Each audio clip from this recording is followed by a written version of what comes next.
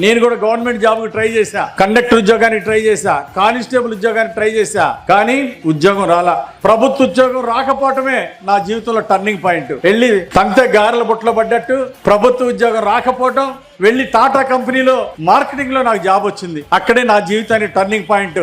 Marketing లో చేరిన మొదటి సంవత్సరంలోనే గవర్నమెంట్ కి ఇన్కమ్ ట్యాక్స్ కట్టా. నేను జీవితంలో ఇన్కమ్ ట్యాక్స్ కడతానని అనుకోలే, కానీ దేవుడి యొక్క బ్లెస్సింగ్స్, చిన్నప్పటి నుండి సేవా కార్యక్రమాలు చేయాలని నాకు బలమైన కోరిక. అందుకే శివశక్తి ఫౌండేషన్ ద్వారా సేవా కార్యక్రమాలు చేయడానికి, ఇలాంటి జాబ్ మేళాల ఖర్చు పెట్టడానికి చంద్రబాబు గారి సహకారంతో ఈరోజు భగవంతుడు నాకు ఈ అవకాశం ఇచ్చినందుకు దేవుడికి నేను ధన్యవాదాలు తెలియజేస్తున్నా. ఈరోజు 15 రాష్ట్రాల్లో ఈరోజు శివశక్తి గ్రూప్ ఆఫ్ కంపెనీస్ 1000 కోట్ల టర్న్ ఓవర్ తో ముందుకు పోతుంది.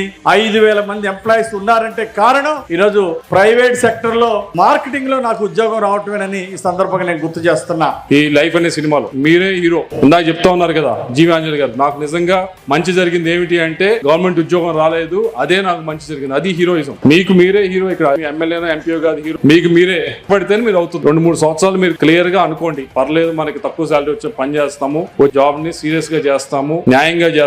ఫస్ట్ లో కష్టంగానే ఉంటుంది, మనకి కొత్తగా ఉంటుంది, కొత్త ప్రపంచంగా ఉంటుంది, మనం చేయగలమా అని ఉంటుంది, భయంగా ఉంటుంది, బిడియంగా ఉంటుంది. పర్లా, యూ కెన్ డూ ఇట్. మీకంటే వాళ్ళు ఏమి పెద్ద గొప్పవారేం కాదు, వాళ్ళు కూడా నేర్చుకొని చేసిన వాళ్ళే. 1200 మంది వచ్చారు, 500 మంది దాకా ఇస్తారంటున్నారు. మిగతా 700 మంది అదే చెప్తా ఉన్నా.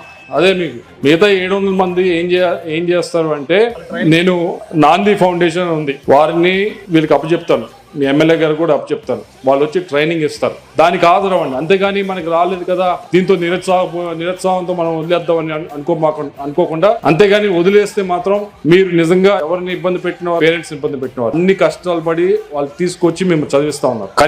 కనీసం మీరు ఉద్యోగం సంపాదించి మీకు మిమ్మల్ని చూసుకోలేకుండా మళ్ళీ వాళ్ళ మీద ఆధారపడి వారిని నిజంగా ఇబ్బంది పెట్టిన వాళ్ళు అవుతారు. కంపెనీస్ వారిని కూడా కోరుతుంది ఒకటే, దయచేసి మీరు తీసుకునేటప్పుడు మాత్రం ఉన్నవి అన్నట్టే చెప్పండి, అంతేగాని లేనిపోనివన్నీ చెప్పి వాళ్ళని ఇబ్బంది పెట్టే కార్యక్రమం చేయమాకండి.